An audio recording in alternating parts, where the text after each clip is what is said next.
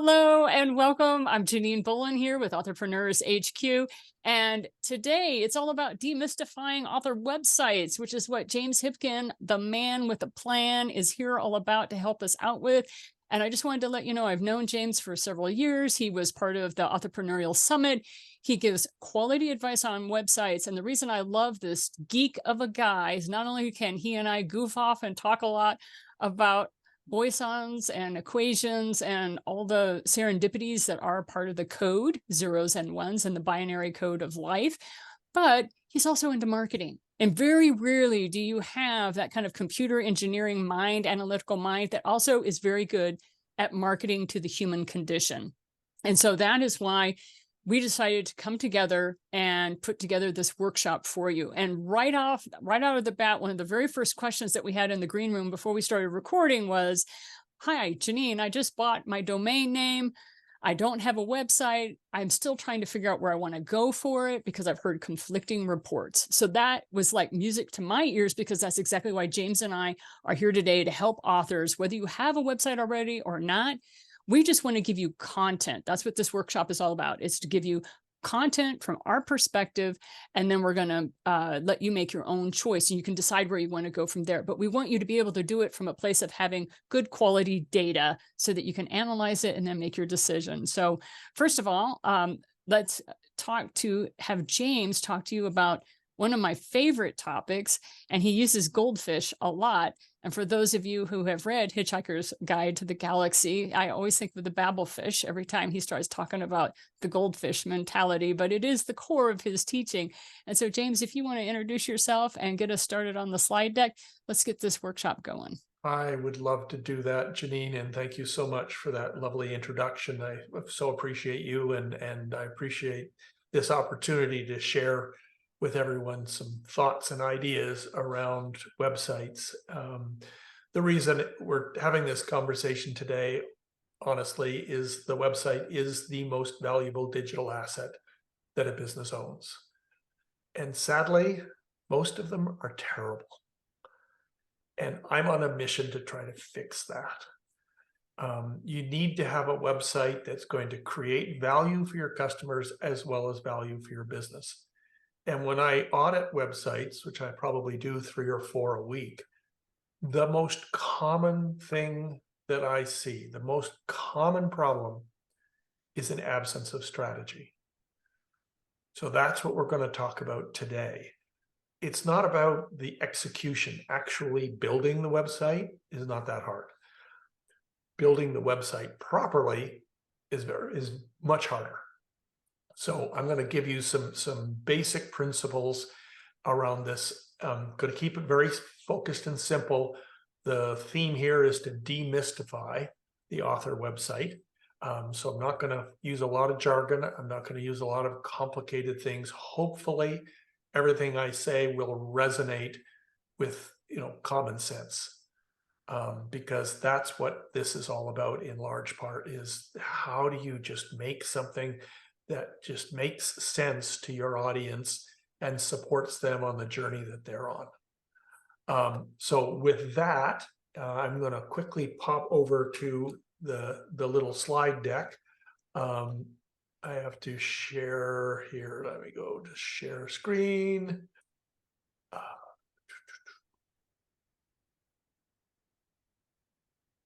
And hopefully this will all come through clearly. Are we getting the goldfish, Janine? We have the goldfish. We have the goldfish.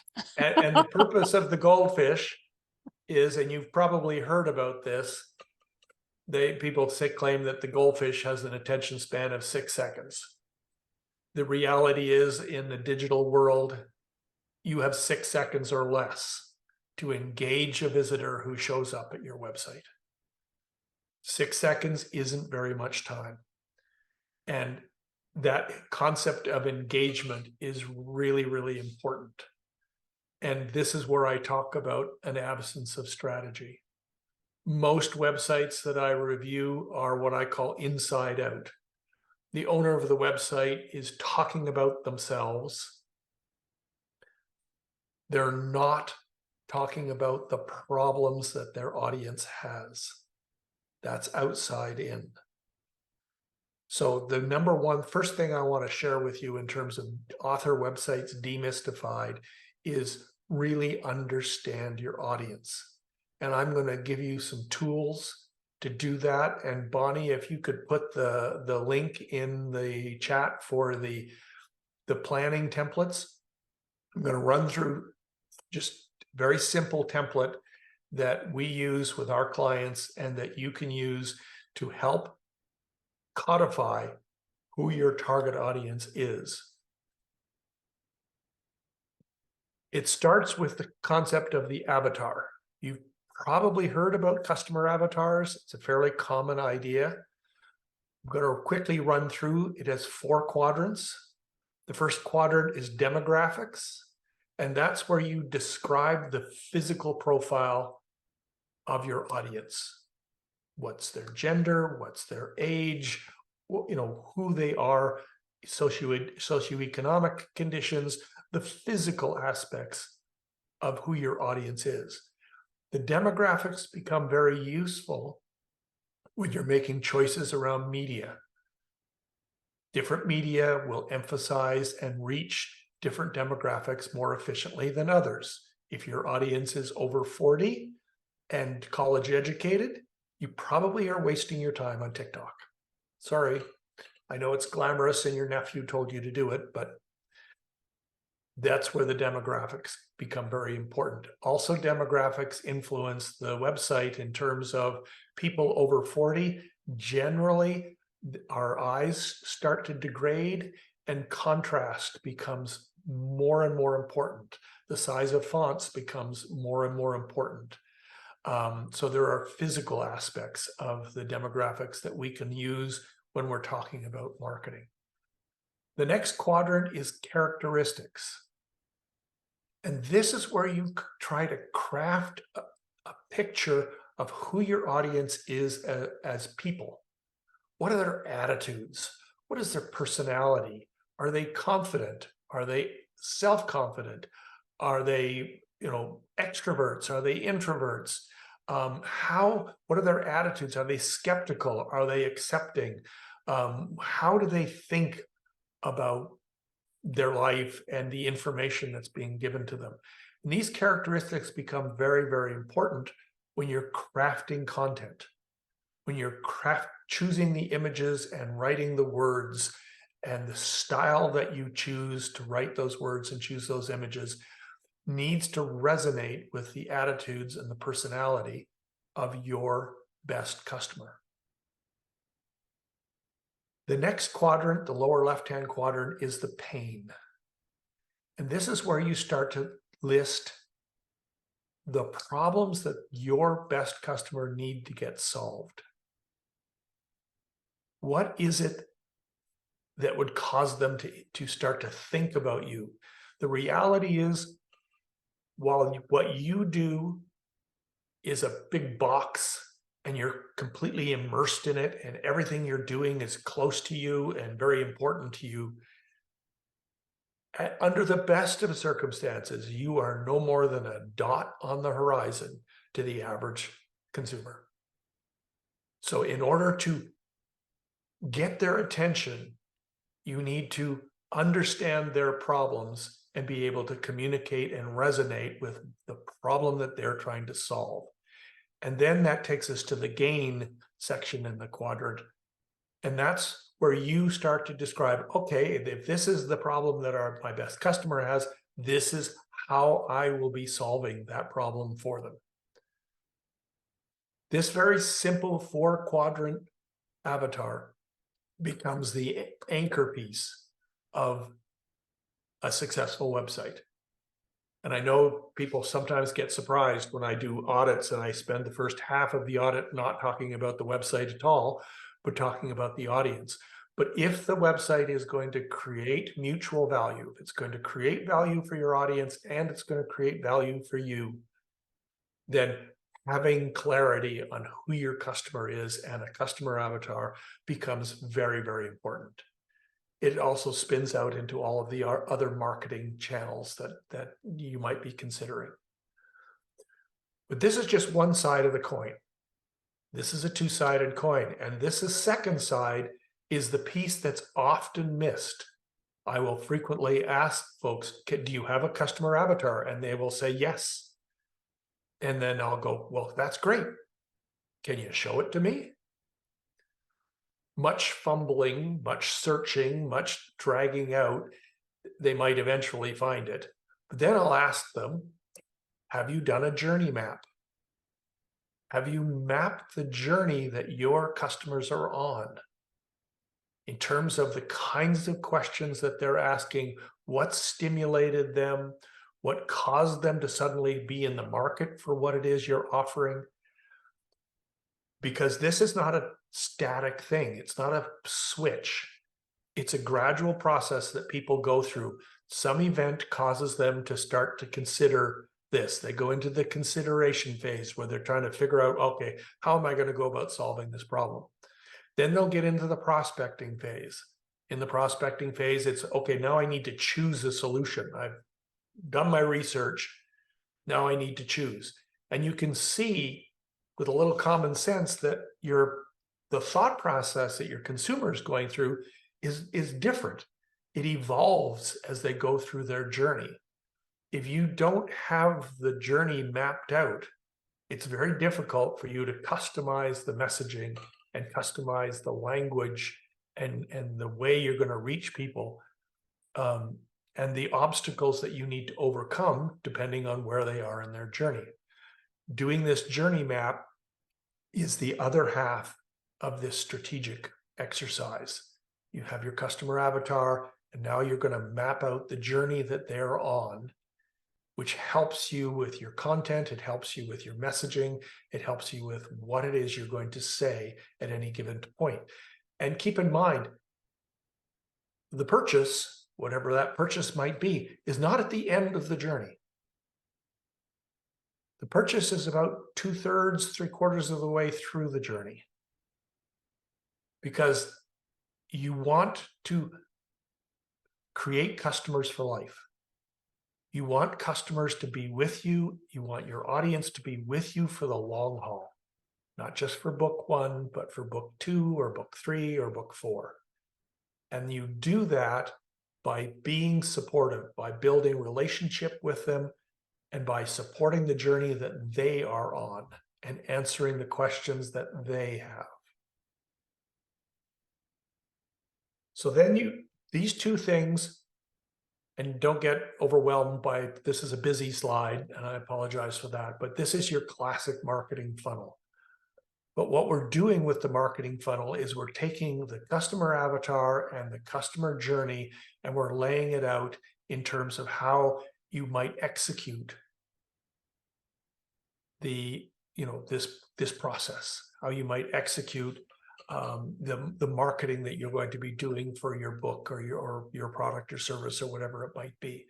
And it consists of, what are the offers are you going to be making at the top of the funnel? What is the offer you're going to be making in the middle of the funnel to build that trust, to build that relationship? I often call them microtransactions. And then what's the offer you're making at the bottom of the funnel? And then what is the behavior that you're looking to stimulate at each of these 4 sections? And then what is the media that you're using to get across the messaging that you're delivering? So when you lay it out like this and you think about the customer avatar we just talked about and the customer journey, you can see how those 2 pieces of strategic information can be used to create a marketing funnel that is not icky. We don't like icky marketing funnels. I call it bro marketing. You don't want to do that. You want something that's going to be very supportive of the journey that your audience is on.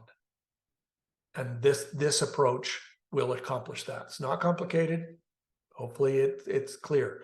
Now, does anybody have any questions about this? I'm going to break this up into, I don't want to drone on at you for ad nauseum here. Is this making sense? Does anyone have any questions?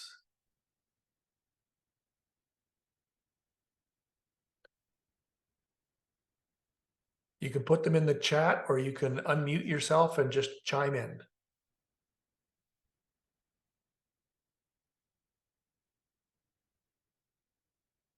It's all very clear. Okay. The way you've described it, so it makes sense. And I like the fact that we're not talking about icky funnels, because that's what most authors want to avoid like the plague. Well, and I support that completely. In the work that I've done in my past around relationship marketing and building loyalty programs for large corporations, 90% of loyalty problems can be traced to a flawed sales process. The icky marketing funnel thing might generate sales, but it doesn't generate long-term relationships, doesn't generate long-term loyalty. And the real value is in that long-term relationship and that long-term loyalty. So now, if this makes sense to everyone, I'm going to move on to 6 ways to engage website visitors in 6 seconds or less. You've worked so hard to get people to your website. You know, you've got networking, you've been out doing networking, you've got social media going on, you've done email marketing, you're speaking, you're paying for ads, you've all these things that you're doing to raise your notoriety and to draw people into the website. But the reality is you have 6 seconds or less to get that person engaged. And I'm going to go through the 6 ways to do that. And then I'm going to pull up some actual websites that I tracked down. I don't know any of these people. They're just random websites. I basically trolled through a networking group that I'm involved with and pulled up websites that from people who are listed there. And I'm going to talk about how they work and how they fail in terms of the 6 ways. The first way is ensure your website loads quickly. The reality is the 6 seconds doesn't start when the page is loaded. The 6 seconds starts when the page is asked for. If your website is taking 4 seconds to load, you've used 2/3 of the 6 seconds you've got. And there's a lot of other things you need to do once you've got that page loaded. So having a modern website that's clean and clear and simple and loads lightning fast is really important. It's also a trust event. It's not something that people will consciously say to you that, oh my God, I can't trust this person.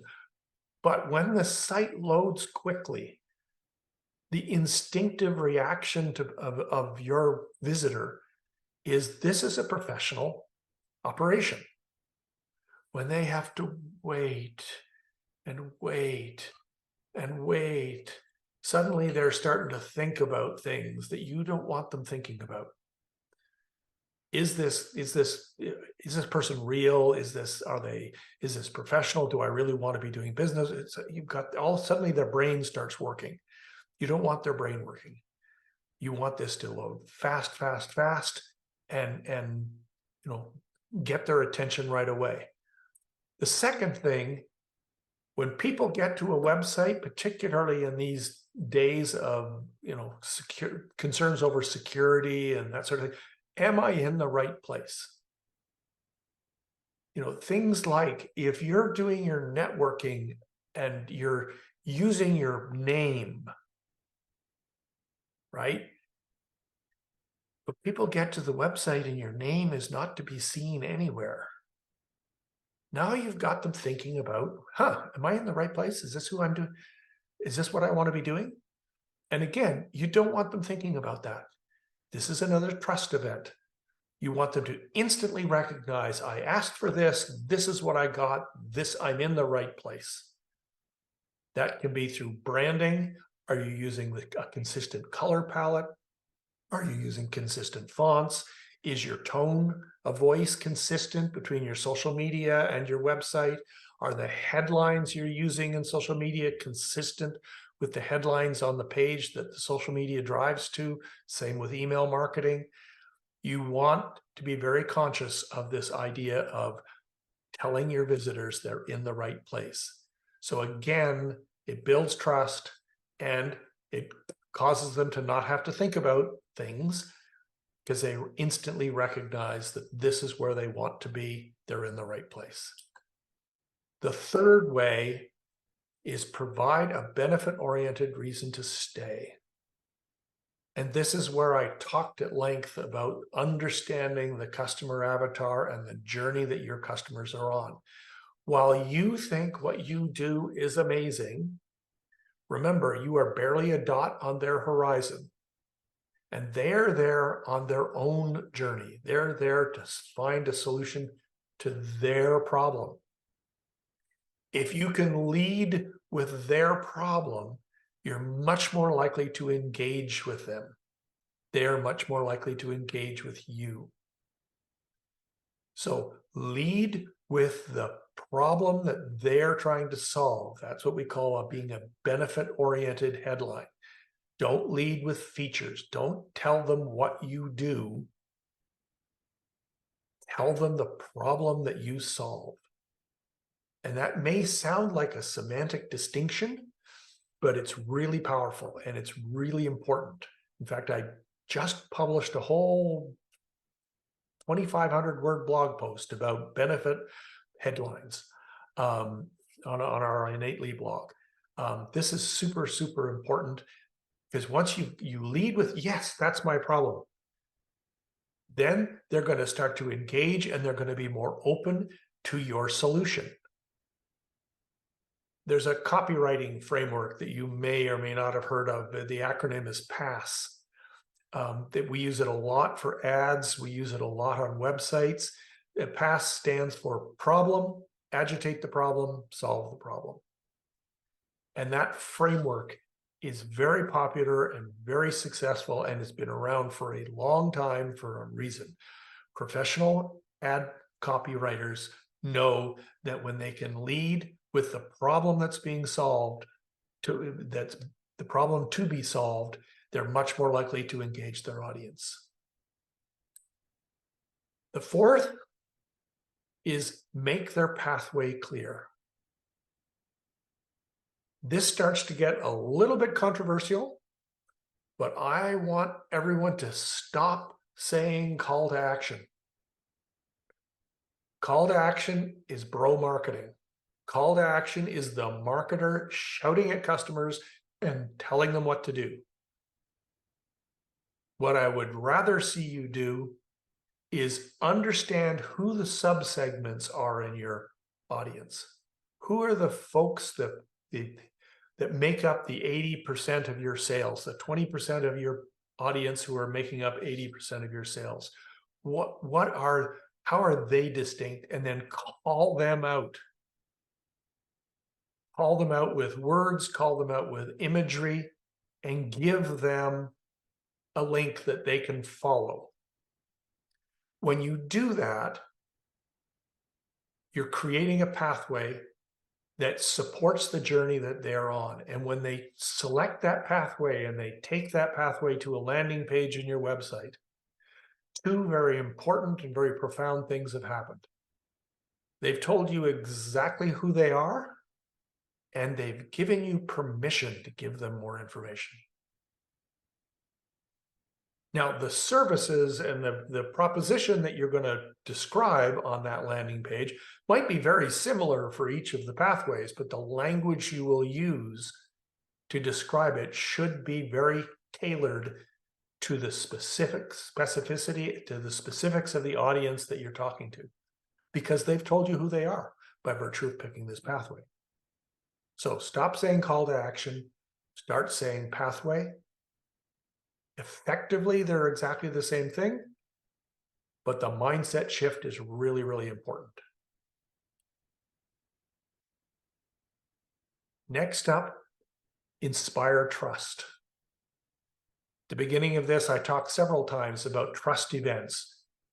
Your page loading quickly is a trust event. Telling them they're making it very clear they're in the right place is a trust event. Testimonials are trust events. You want to show them, this is where you can start to talk about your credentials.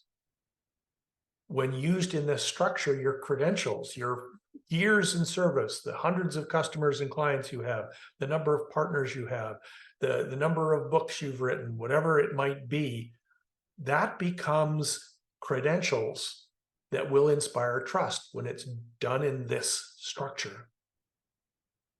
The other thing about testimonials and other forms of social proof, the testimonial carousel is a waste of digital space.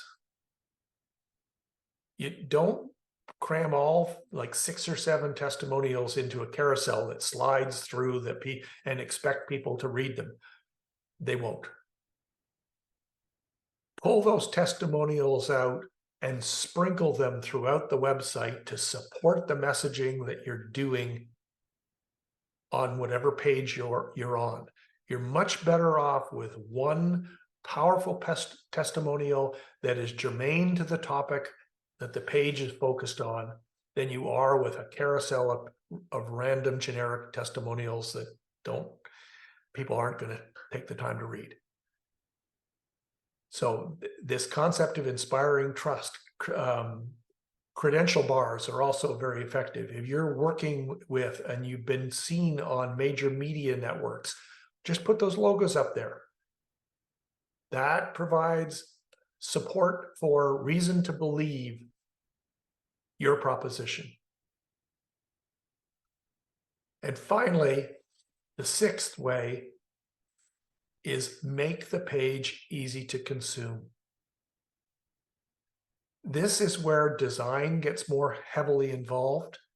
This is where understanding your color palette becomes important, understanding font hierarchy, using different weights and different sizes for different levels of headline.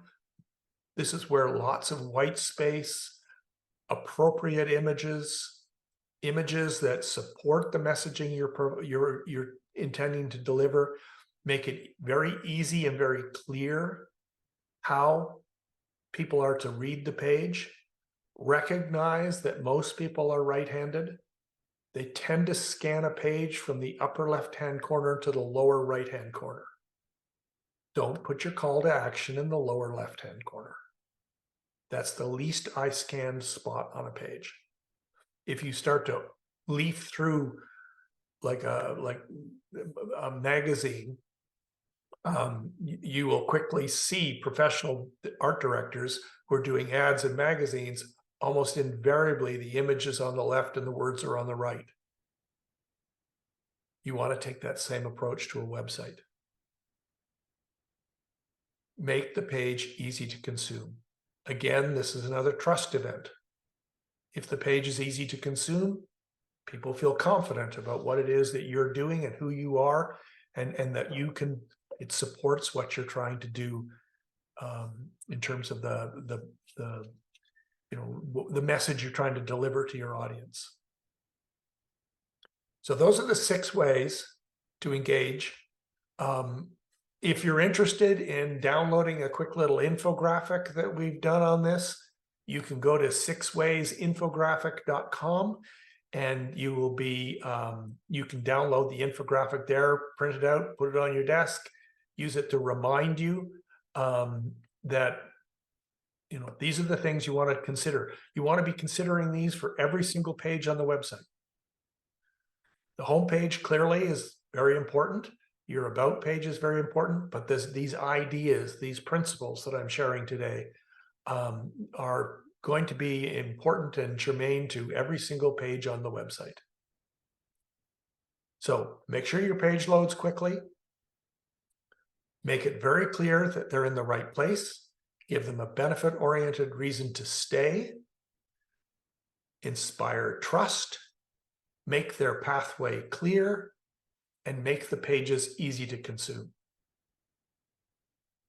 Now I'm going to shut the presentation down for a moment, and if there are any questions, I'd love to address those. And then what I'd like to do is go through some actual websites that I pulled up randomly and talk about how these principles can be applied to these websites. So hopefully that will give you a sense for the practical application of what we're talking about. Any thoughts or questions? I like the whole idea of trust. It just seems like that's a big theme today. Oh yeah. I mean, and it's not, the reality is it's not just today, it's always been there. People are starting to become more aware of it and of its importance. I mean, it's the fundamental thing that separates a brand from a product with a name, is this concept of trust.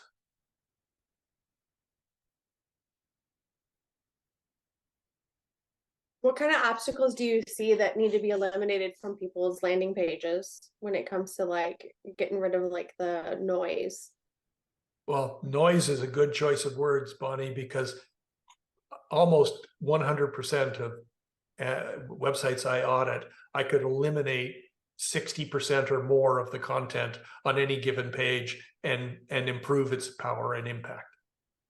So you're People have saying a tendency to put too much information on pages and then expect the visitor to sort out what's relevant to them and what's not relevant to them. That's why I talk about pathways. Create pathways for people to go, yes, that's me. I'm going to click that button and I'm going to go find out what he has to say to me, versus dumping it all on the homepage and expecting them to sort it out. how do you make the pathways clear on the landing page? With words and pictures. If you want to have a very, and literally call them out. You know, if you, I remember working with a woman who is a professional speaker, and she has 3 audiences when we actually dug into it. Meeting organizers, she's a paid keynote speaker. People pay her $10,000 to come and speak at their event. Corporate HR directors who hire her to come into the corporation to, you know, teach the executives how to be better communicators. And senior executives, mostly women, who found themselves on stages and they really don't know what they're doing. Okay, other than the gender being the same across all 3, they're all women, there's very little that makes, there's very little overlap between these 3 audiences. So she literally would call out, you know, event managers, and there'd be a picture of a project manager type person who's like got a million things going on, a couple of sentences and a call to action. Corporate HR directors, picture of an HR director, a couple of sentences and a call to action. It's not that complicated. You just call them out. They'll see it. They'll go, yeah, that's me. And they'll value that, and then they'll click through to that page. And then when you're describing your services on that page, you know who you're talking to. Makes sense. Hopefully.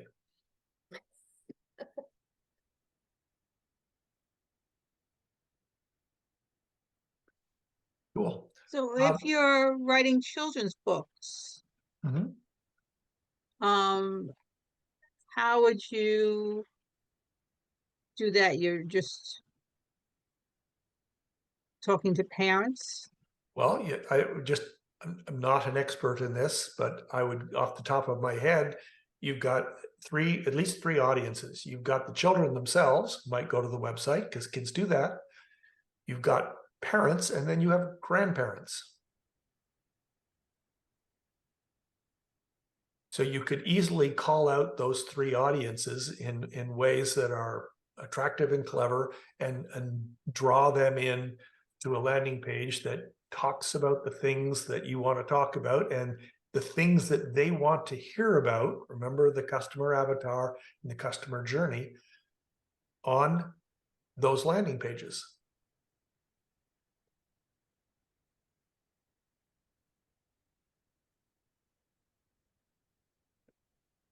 Because all they've really talked about, and other ones I've been to, is here's your book, which I'm still in the process of writing them. Create the lead magnet for the book. Create the email sequence with the email magnet. It's like one thing, boom, boom, boom, boom, boom. Here, sign up. It's not kind of create 3 different lead magnets or 3 different kind of email And things or to get started, that you might not need very much complexity. You might, a single page website might be more than adequate for your needs to get started. A website is a dynamic thing. You want to create what you need to solve the problem that you have today and to solve the problem your key audience has today. That can often be done with a single page. You don't need a lot of complexity. As things evolve and you become more aware of your audience and your product portfolio increases in size, the website might need to increase accordingly. But the principles I talked about today are as applicable to a single page website as they are to a multi-page website, to a simple business that's just getting started or a business that's been in business for years and has many, many products. The principles are the same and can be applied in all circumstances. And Denise, when I get to my presentation, I'll be speaking to authors who have not yet published their books. So that's why James and I are both here. Yeah.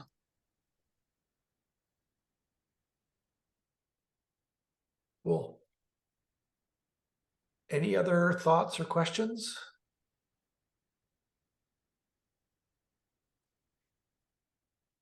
Okay, so for the next bit, I'm going to share my screen again, and I am probably going to share, because I'm going to be dragging things in and out. So I'm going to share my screen. My apologies for all of this crap that you'll see.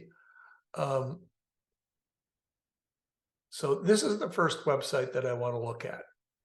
Don't know this person, just pull them out of a networking group that I'm involved with. First and foremost, page load performance. We use a tool called GT Metrics. It's probably a more sophisticated tool than you need because we have developers and they use it. But if you look at this, you don't want a D. You want an A. What this is saying is that this page is taking a long time to load. 4.7 seconds, fully loaded in 6 seconds. Right? The initial content paint is at 2.8 seconds. You're using an awful lot of the 6 seconds or less just to load the page. The second thing that you want to think about is, are they in the right place? And you've got, the brand is called Bridges to Understanding. And again, I don't know this person, so I don't know how they market themselves, but her name is Cynthia. And if she's out there marketing herself as Cynthia, whatever her last name is, and that's how she's introducing herself at networking events, people are going to arrive here and they're not going to know that they're in the right place.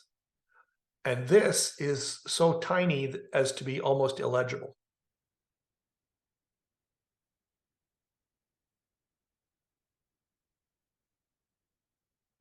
The third thing is give them a benefit-oriented reason to stay. This headline, transform family conflict into cooperation through effective allied parenting strategies. This isn't a benefit statement. This is describing what she does. And she's using jargon. Will the average person know what allied parenting strategies are? Probably not. So right off the bat, somebody looks at this headline and they're like, I don't know what to do with this. As a secondary thing, this is an image, it's not text, which means it's not crawlable. So her title tag on the website is not crawlable by the search bots, which is a technical thing, but we'll side thing. Next thing up, make their pathway clear. So if you start to scroll down, her immediate thing here is a call to action. Give me your email address. There's been no effort made to build trust on this page. In fact, there's been a couple of things that have dinged trust on this page. And the first thing they're doing is I want you to give me something. Then there's more generic, learn about my classes. No, this isn't a pathway. This is just a call to action. You're expecting the audience to sort things out. No, nothing in the way of trust here.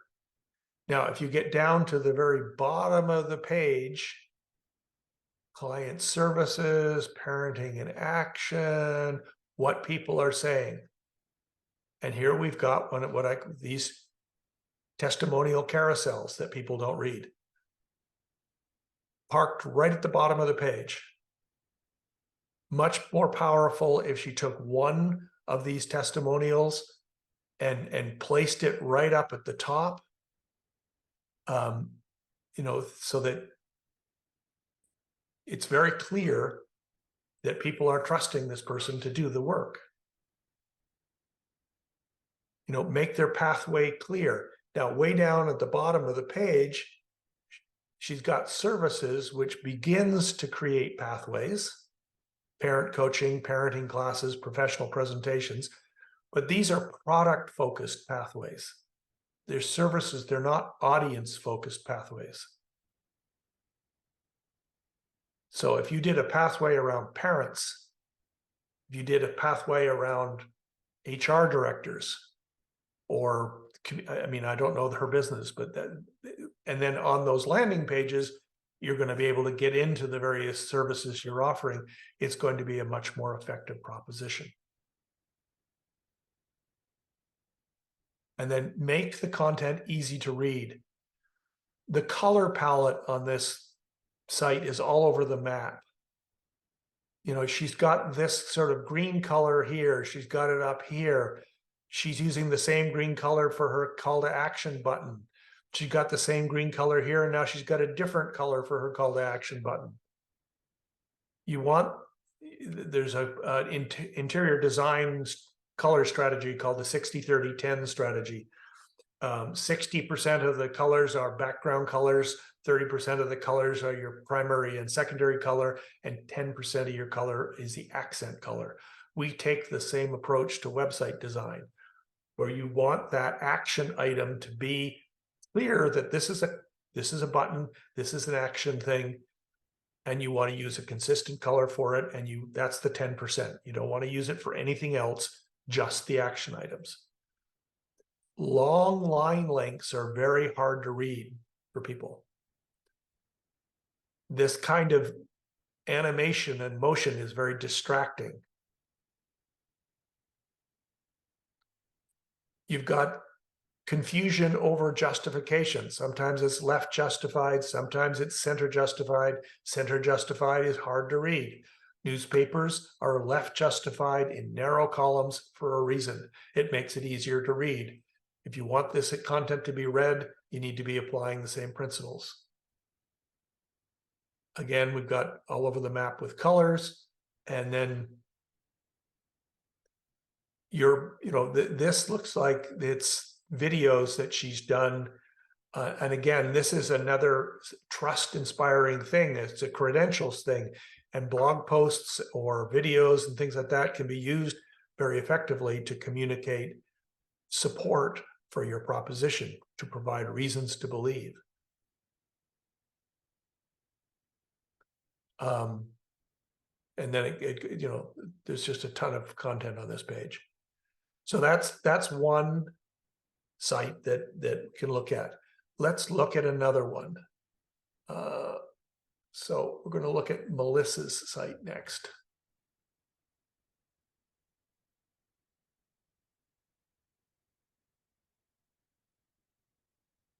So if we start at the top with performance, it's not a D, but it's still not great.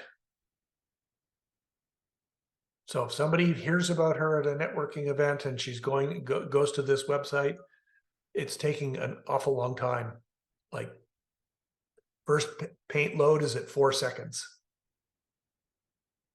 You've got 6 seconds or less.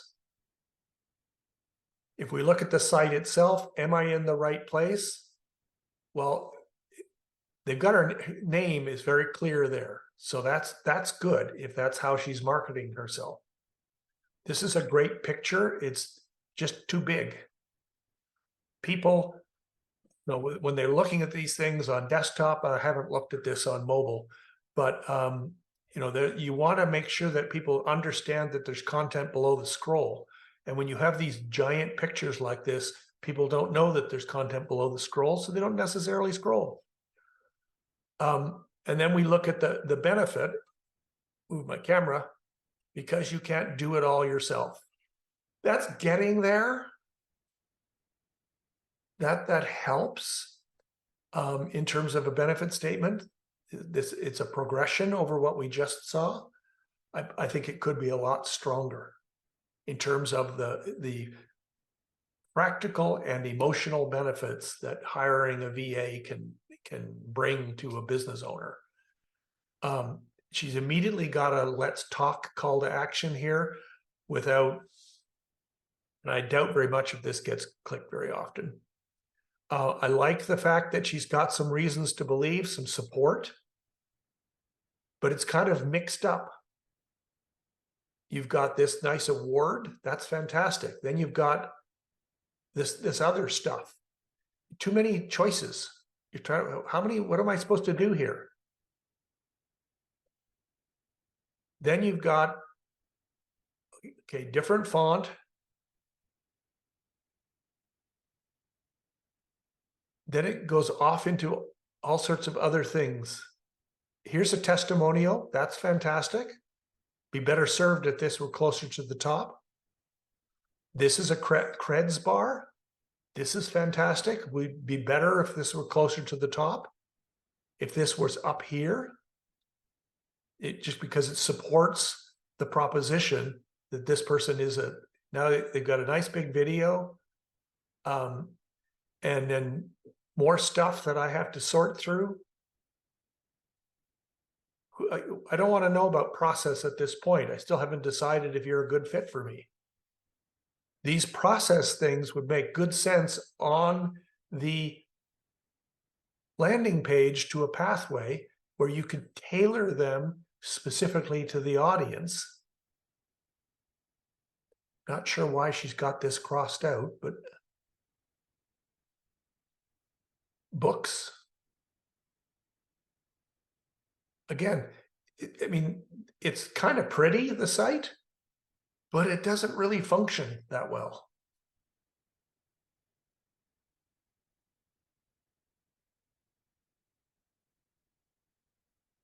And now you've got a thing at the end, you know, where you've got this call to action form on the left-hand side of the page. You know, it would be better if this image were inverted and this was on the right-hand side of the page.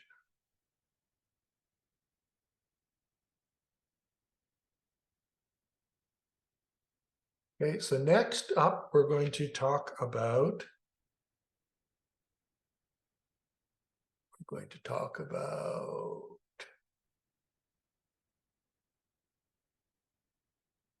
this one.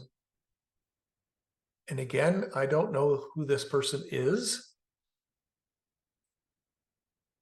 Good news, on the performance side, this is what you're searching for. Great job. Really loads fast. That's just super. Look at this. 1/3 of a second. You know, that's fantastic. But then, what am I supposed to make of this? There's, you know, this is kind of a benefit headline, create a consistent client growth engine. It could be a lot stronger, a lot more specific, because immediately she's introducing, but you know, a bunch of work you need to do. You know, that might be a little bit premature. Like, before you tell them how much they need to do, maybe you should convince them that, you've got a pathway that and you're qualified to be doing this. Visually, I don't know where my eye is supposed to go. I got this kind of thing up here. Okay, that's what I was looking for. Then I've got all these choices. Okay, how is this relevant to me? Now you want something from me, but I'm not sure what it is you do. And then it goes on and on and on with no big long line lengths that are really hard to read. This is very intimidating. I'm not here to read Hemingway. I need a solution to my problem. This information might be very powerful on a landing page for a specific subsegment of our audience, because there they've given you permission to give them more information. You still want to put this into, narrower columns, make it easier to scan, easier to read.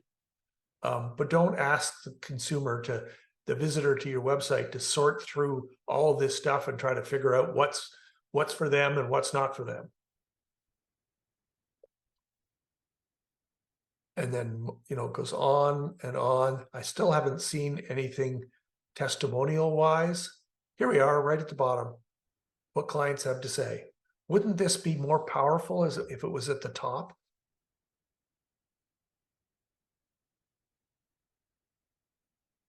And here, these are blog posts.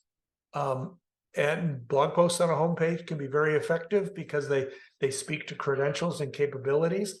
The fact that they're in a carousel, I'm not sure how useful that is, but again, they can provide credentials and reason to believe about your business mentor.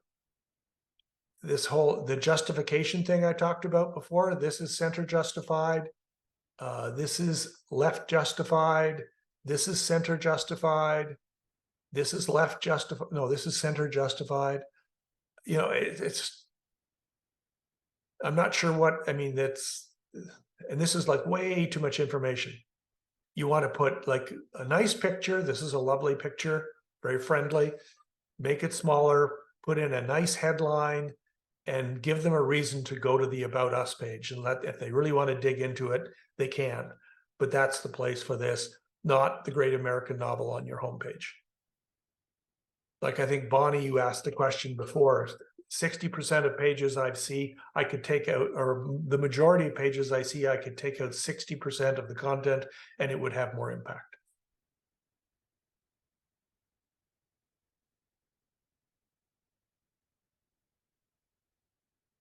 You're starting to see how the 6 ways can be applied to these pages. The last one I want you to look at quickly is this one.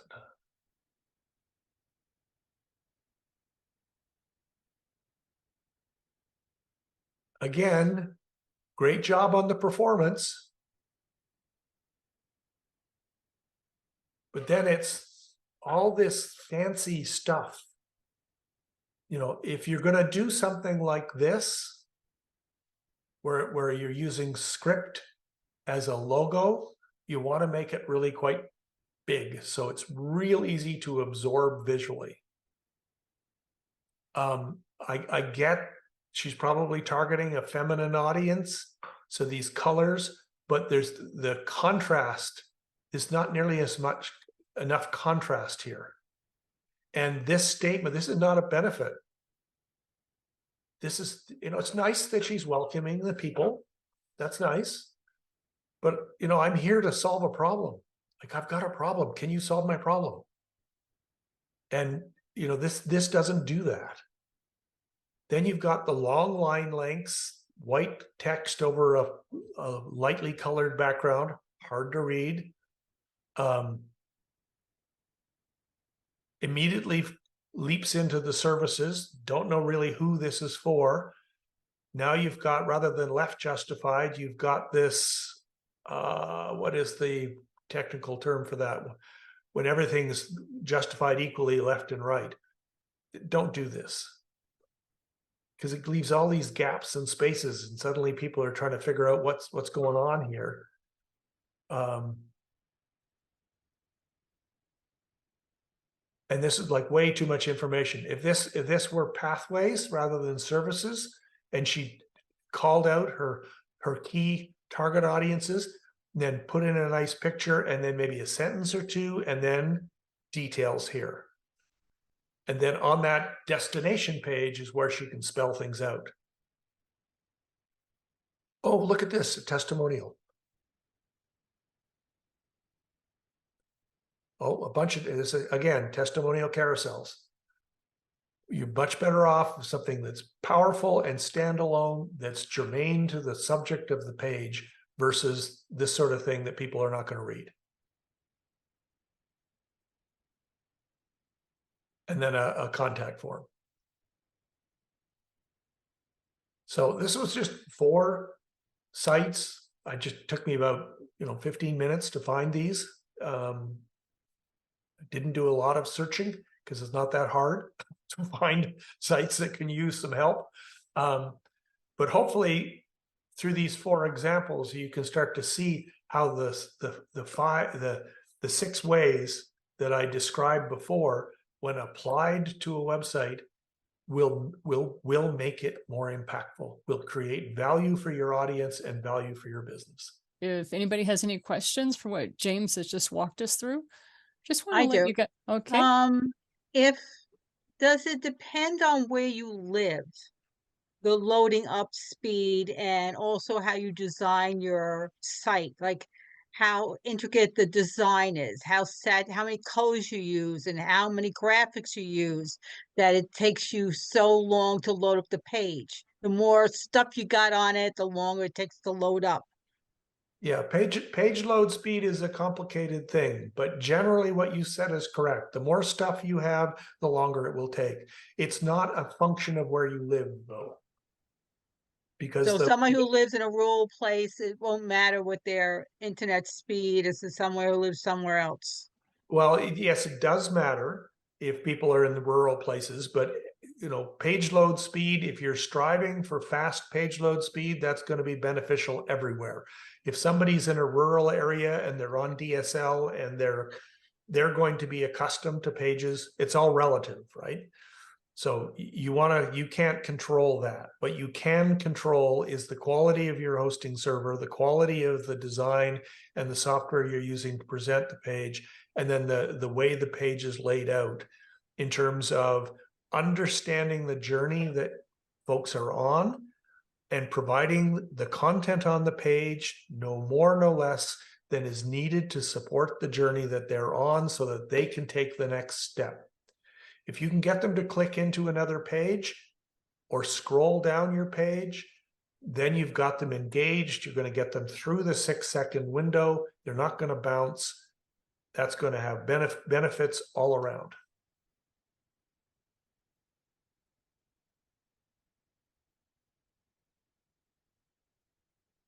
Okay. I don't see any other questions in the chat. And so one of the things I do want to share with you is that James has been doing this for a couple of decades.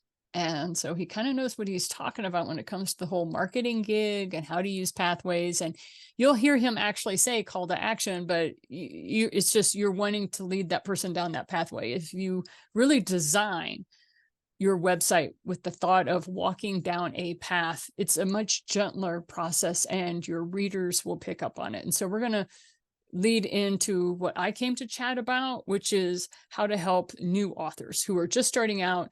And what James had to offer is just as integral and important, which is why we wanted him to lead this workshop, was because having that mindset now, which is so important, we often as authors are in the reader's head as we're working through our books. We're in our characters' heads. We're used to being in other people's heads and thinking with them.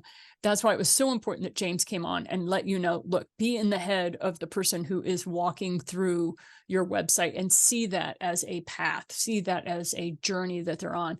You hear these terms used to a point that you don't even think it's important anymore when you hear pathway or journey. But I love the way that James talks about it. as you're actually imagining somebody scrolling through a phone. It's very simple. Anything else you wanted to chat about before we launch into my slides, James?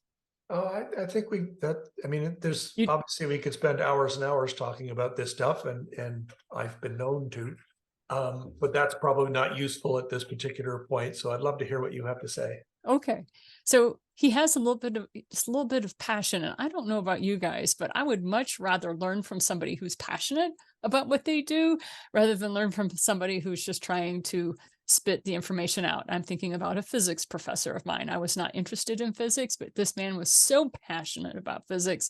I ended up taking 5 years of physics from him because it was just a fun place to be. So let's talk a little bit then about the area of what we're going to do here. Okay, so basically, I just wanted to say thank you so much for being here today and letting us chat with you, having a couple of geeks talk to you about what they love, which is tech, but making it useful for you, because the things that we want to do for you is we want to save you time, we want to save you money, and most especially, we want to save your sanity. Those are the 3 things that I feel are my job requirement as the geek and lover of tech that I am. Next slide, please. So I want to say thank you very much for being with us today and walking with us as we overcome not only our own technical challenges, but as we walk you through the last, James and I have been in the technical industries, if you combine the years, probably about 75 years between the 2 of us. So thank you for being with us. Next slide, please. This is the most important reason that I can think of that you want to work with your website the way James is talking about, which is, why should I care? We really want our customers, our readers, to come to our websites and be able to answer that question of, why should I care? Why am I here? A lot of times they're interested in you, they heard you speak, or they met you at a networking event, and they're like, let me go check out their website. So you want to answer that question, why? So I actually started my author journey as a financial first responder. I was educating people on the conserver lifestyle instead of being a consumer, being a conserver. And I was teaching the 60-40 principle. Never in a million years did I think I would be teaching about money, because I was an analytical biochemist. I made drugs for a living, legal ones, I like to specify, but it ended up that I was teaching my students, and because of my students' grades dropping at the end of the semester, I realized they didn't know how to budget their money, and because of that, that's what launched my career as a author, was because I couldn't find textbooks that were easy for them to understand the basic principles of money, so I ended up writing my own. Next slide, please. So in 1996, that's when I left corporate America and I started teaching, and I was my own boss. Next slide. And it was in 2015 that I actually got online, and that's when I started my first online courses. And that was back when people didn't know this thing called Zoom, and they would sit there and they would say, but I don't want to have to download software onto my computer just so I can talk to you. It was a struggle. But by 2018, I had written enough articles and that sort of thing that people started to trust the online process. And then I always felt that, like, by 2020, people had finally joined my party. It was lovely to have everybody with me on Zoom. So next slide, please. All of this is about why it is so important that you understand who is your boss, because we want you to be able to do the right things at the right times.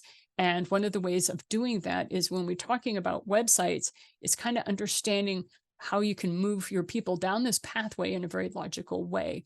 I started off on YouTube. Like, I did not embrace technology all at once. I started embracing technology a piece at a time as I had different aspects of my message. So I went on to YouTube when I started podcasting. And once I understood podcasting, I started reaching out to authors and going, look, this is a great way for you to be able to promote your book, and ended up building a broadcasting company with 112 platforms and 64 public radio stations. And so I would help promote these people. Go ahead, next slide, please. So basically, that broadcasting company, then we took all of those episodes. To this day, we're still uploading content from those episodes. I think we had over 1,000. We're still uploading them to YouTube. So you can go to the Janine Bolin Show and see some of the stuff that we've done. But now people are very familiar with podcasting. People are very familiar that that is a way to get your message out. It is a way to reach different types of audiences. And so I encourage you to visit the Janine Bolin Show, because it will then share with you. You'll see James and his lectures up there on how to handle websites. I've been lucky. I've been able to interview over 99 authors for a project that I was doing, and you'll be able to learn from them on different ways to market your book. Next slide, please. I've written about 17 books now in 4 different genres. And so that's kind of, I throw up all those book covers just to show you that I've been at this a while, and I've watched the industry change dramatically. And one of the things a lot of people say was, Janine, I don't see very much branding there. And I start laughing. I'm like, back in 2005 was when I built my first website. And on that website, it was, hi, I'm writing a book. Next page, please. I'll show you exactly what I had on my homepage. We are going to specialize in this. It is the 3-page author website. And when James and I first started talking about this workshop, he was describing his 6 points he wanted to have you understand about the pathway. And I was like, I'm very basic. I'm very practical. It's like, you really only need 3 pages. And James was like, yeah, well, technically they really only need 1 if they do it right. And I'm like, I agree. But for most people, they want to have multiple pages. And what you do is you have your homepage, your author bio page, and your books page. Your book has its own page. And we're going to talk about that in a minute. Go ahead. Next slide, please. My homepage consisted of this drawing. I was still writing my book, and this is back before I knew anything about marketing. I was an analytical biochemist that was teaching physics at a little liberal arts college. And this was the artwork that I used, that I sent to my graphic designer and said, I need a book cover. Now you've got Canva. Now you have templates. You don't have to go through this process. However, you do kind of want to sketch it out. And I recommend that you do that and put it on your website, because this is when I realized people love to be a part of the creative process. They really enjoy being in your space and learning how you're doing things. And I actually wrote, next slide, please.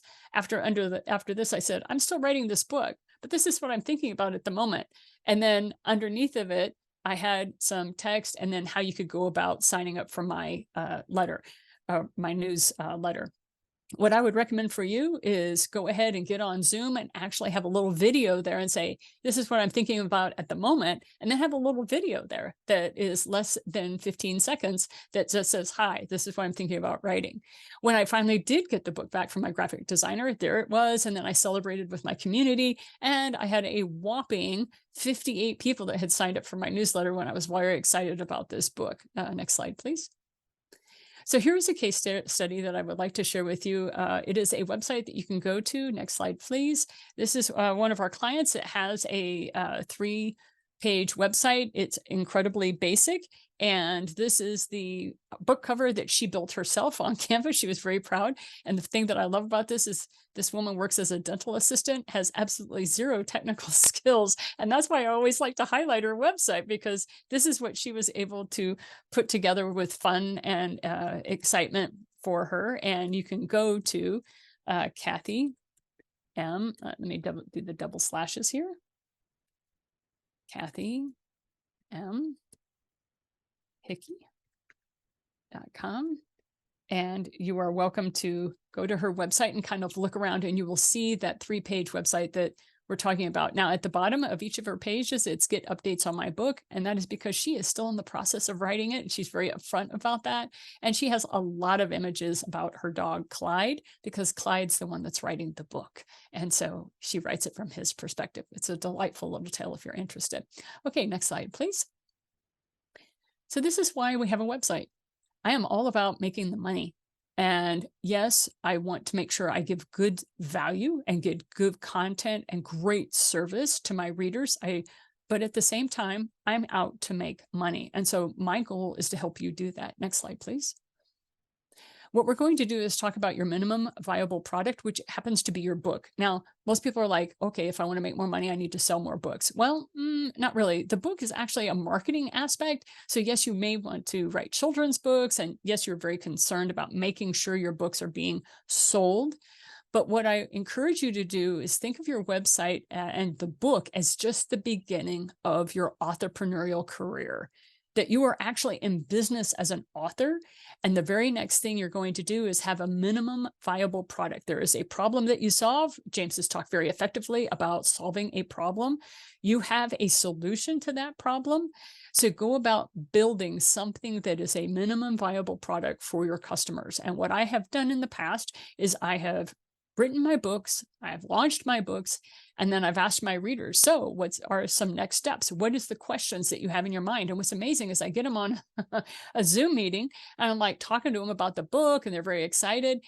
And then if you give them enough space and if they feel they can trust you, what they end up doing is they start telling you what they want you to build next. What I would like is, and that's how I wrote the first 5 books, was my readers were actually pushing me to write the next book. Now, remember, this is 2005.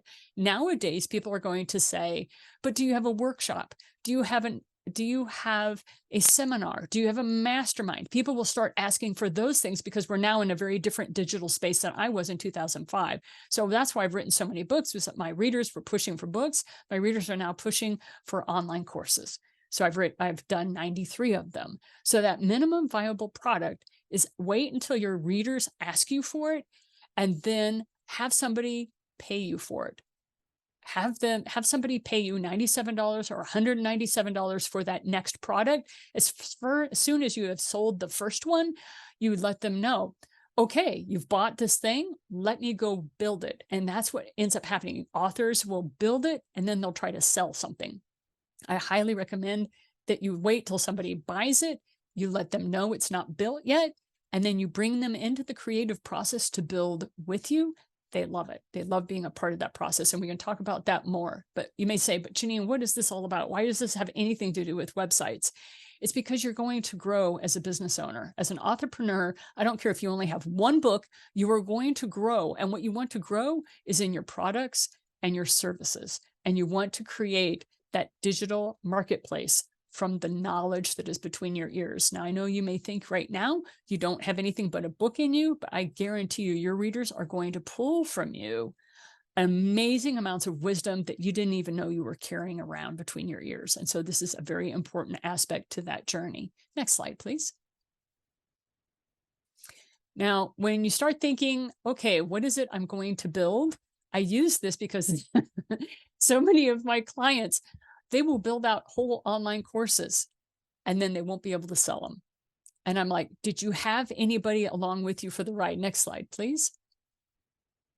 And the reason is this. It's because they built out this beautiful course, but they never addressed what is the problem that their readers want them to solve, not what they want to teach. And of course, this is the mind. This is why James and I get along so well, because we're both of the same mind in this way. There is a problem that only you can solve your way. That is what makes it unique. That's why people come to you, because you have a perspective as an author that they love, they enjoy, they like your style. They want you to be the one to solve this problem. So figure out a way to then sell it with that idea. So go ahead, James. Next slide. You do not want them to be set up this way. You don't want them to have to make a choice. You want that choice to be self-evident. This is how I would talk about it. James likes to use the term pathways. You don't want them to go, both choices look equally viable. I don't know which way to go. You want it to be very, very clear on their signposts. Are you a podcaster and you want to make money with your podcast? Click here.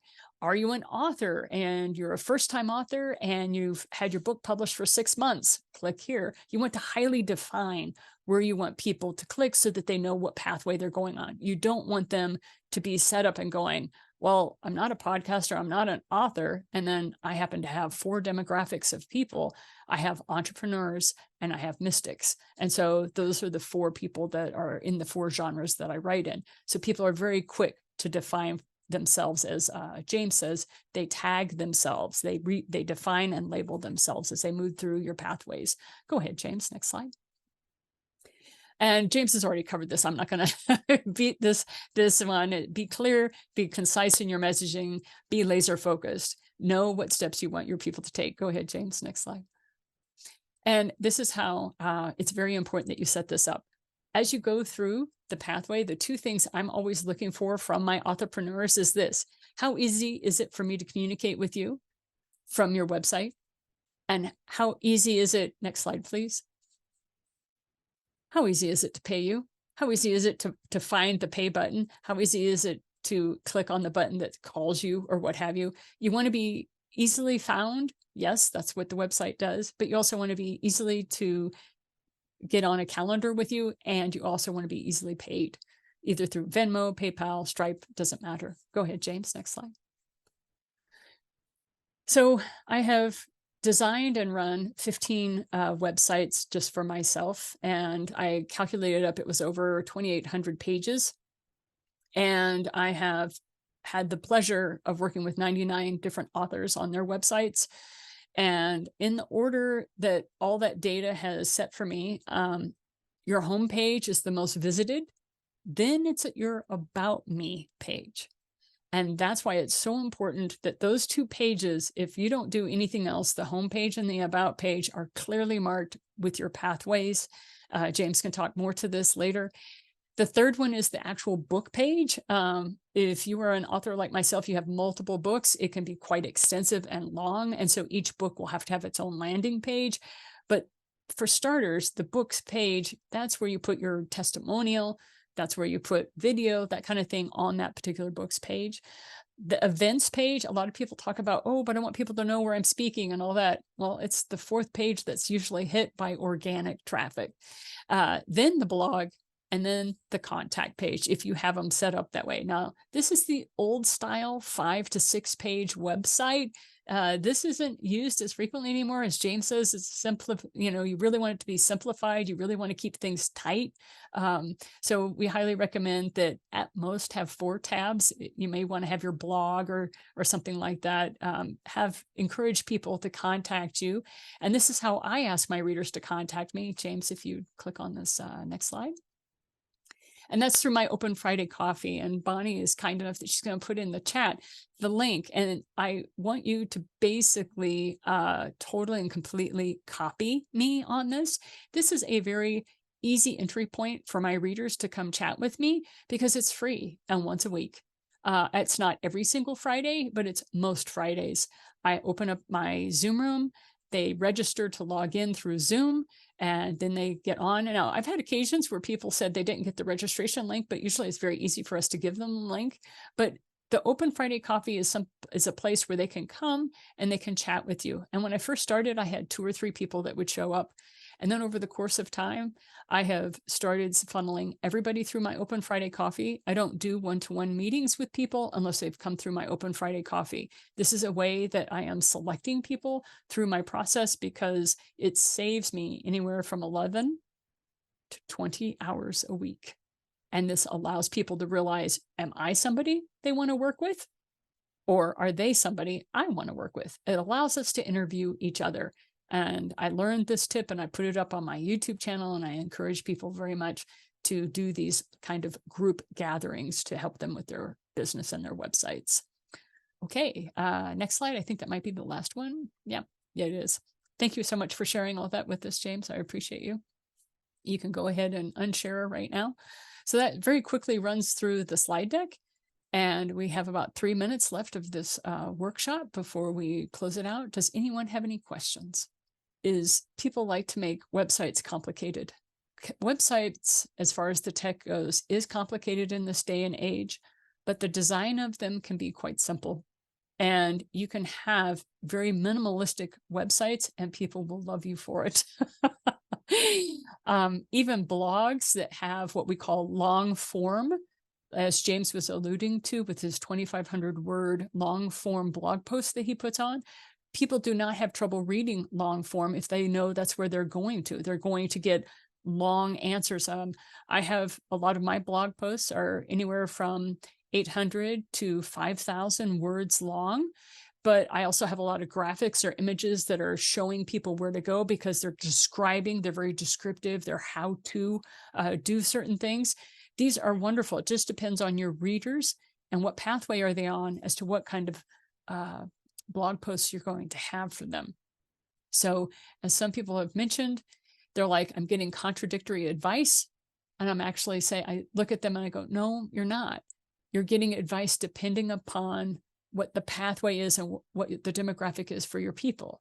What is the attention and reading span of somebody who loves and devours books is much higher than somebody who loves TikTok and enjoys YouTube shorts. It just depends on your demographic. So a website, our website making sites that are, suggest we stay away from them. For authors, I highly recommend that you start off with somebody professional to do your first 3 pages. What I did, and this is back in 2005, is I sat side by side with my web designer and my website creator. And as he was building the site, I was creating content, literally, because I was on my laptop. And that was back in the old days. Nowadays, I highly recommend that you have a professional build out your 3-page website, and then have them teach you, have them record how you go about doing your blog posts so that you can do that. And then anytime you want to learn how to do something, have them record how you do it and pay them for that service. And that is what I've done for years, as I asked them, just get on Zoom and then show me how you do this. Just record what you do so that I can learn that from you. And you will have a website up and running faster with less stress, and it will save your sanity. It will also save you money, because many of the do-it-yourself websites do not integrate well with Stripe or Venmo or other merchant pathways. It becomes very convoluted and complicated. And as you grow, you don't have the ability to grow because it's not a WordPress-based website. And 90% of the internet is based on WordPress websites. So I highly recommend that you do that. In the chat, James has his company's name, and I highly recommend that you click on that so that he can show you some of the templates that he has built out for authors. Anything else you want to share with us today, James? Don't overthink it. I mean, it's a dynamic thing. I love what Janine is saying because it's so on mark. Keep it simple. Make sure you've got something that somebody will buy before you put a whole lot of effort into the website. And websites is what we do, and I'm telling you not to do a website. Make sure that somebody's going to buy what it is you're selling. Then you can do the website. Don't make the website overly complicated. Keep it very focused, keep it very simple. Create value for your audience. If you create value for your audience will create value for you. And one last thing I'll encourage you to do is, when he says you don't necessarily need a website, if you're a new author, create a landing page on MailChimp. MailChimp does not charge you for its email services until you hit 200 contacts that you're emailing out. That's when you have to start paying for that service. But you don't need a website to start off with, just a landing page where you can collect email addresses and you let people know, I'm building a book, I'm interested in a book. And that's what you give them, is that link to that landing page. If you have no idea what I'm talking about, feel free to come to my Open Friday coffee and we'll walk you through the process. So if you are struggling with finances, don't start with a website. Start with just a simple, as James was talking about, simple landing page through MailChimp that says, hey, give me your name and your email address, and I'll give you updates on the book that I'm writing. Because believe it or not, people love those updates as you're writing your book. So anything else, James? And the email list is the other digital asset that you own. Right. Everything else is rented land. You own your list and you own your website. You don't own any of the other stuff. So, I mean, as some people have recently experienced with third-party course software, they can change the rules on things and they're not going to call you up and ask you about it. So thank you everyone for your time, and thank you for being with us, and thank you for listening to this recording. If you have any questions, you are welcome to visit James' website at innately.com. innate light. And then also, you're welcome to join me on Open Friday Coffee. And frequently James is on there. And if he's not on there during my Open Friday Coffee, I will make sure you get in touch with him. I will do that depending upon what you need from us. Anything else for you, James? No, it's all good. Thank you so much. Thank you very much for being with us.